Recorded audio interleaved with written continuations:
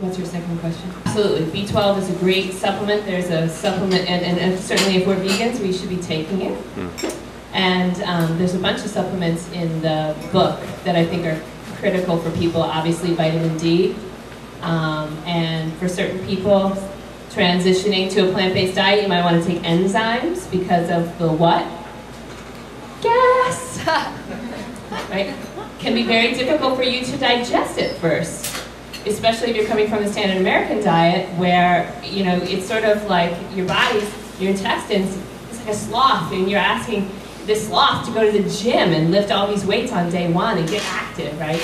So enzymes will certainly help with digestion, and probiotics. Right, Tracy? Probiotics. Best colon hydrotherapist in New York in the house. You need a little hosing, you know where to go.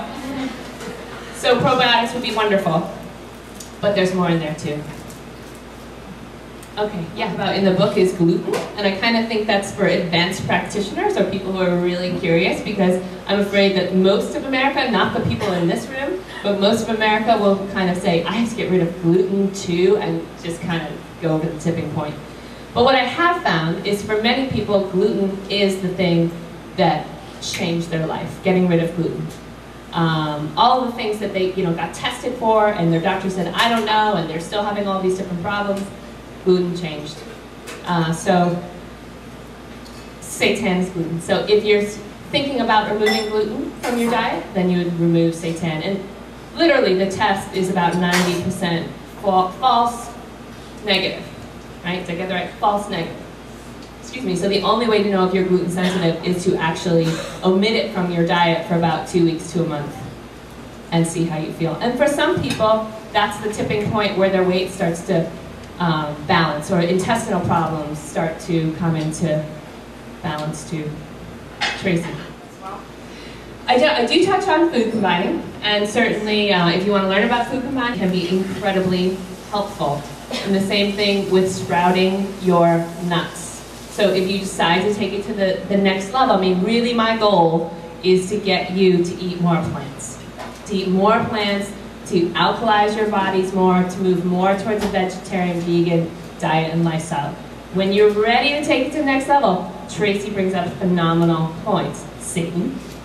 Because if you do have a gluten sensitivity, or if you have celiac disease, it literally destroys the villi in your small intestine. These beautiful finger-like protrusions. They're a gorgeous pile, a gorgeous carpet.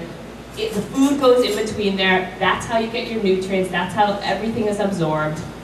Plucks them out, right? So that's what gluten can do. And many people are very sensitive. And certainly sprouting your nuts and eating sprouted grains can also be very helpful for people. So, Tracy? I think we'll take a couple more questions, and then I should probably sign some books if you'd like me to. Yes?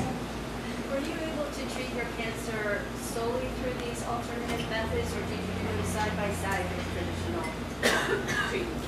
So I didn't have any treatments because there aren't any treatments. So perhaps one day there will be treatments, and if the disease that I have gets aggressive, perhaps I will consider them. But until now, I've really just done holistic treatments.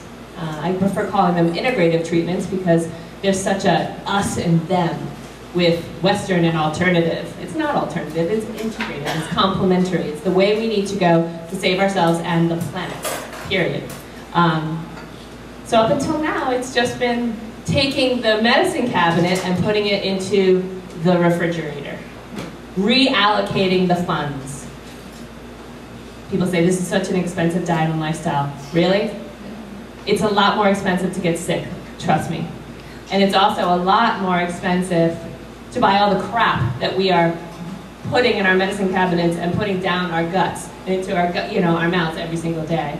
And there is a whole section about cutting costs. I had brown rice last night with some steamed broccoli. We had a green juice beforehand. There was some roasted pumpkin seeds. There was some hemp seeds. I think that meal probably cost us maybe under $3. It was a good meal. Felt good. Okay, yeah, one more, last one. Do you find any foods to be very comforting before going to a doctor's visit? Do I find foods to be comforting before? Anything specific? Honestly, green juice. And after my scans, that's the first thing we have. My husband always packs green juice because you're so pumped with crap. That's my comfort. Talk to me in 1991, we would have had a different conversation. All right, thank you so much, everybody. I really appreciate it.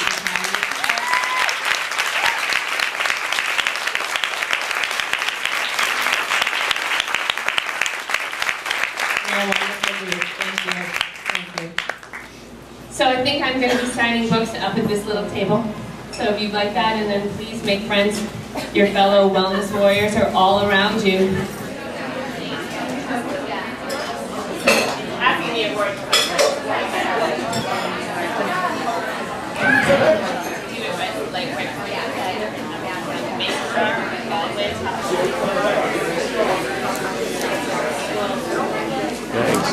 My name's Mary. Mary, tell us. I'm very inspired by you for years now already, and we've been vegan, on and off, raw mostly though, trying to stay raw.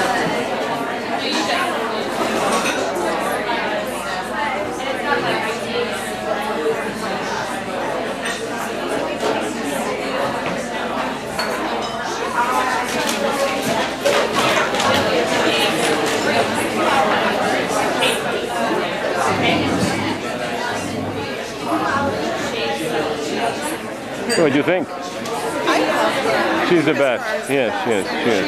She puts it all together in this book, and it's really just such a wealth of information.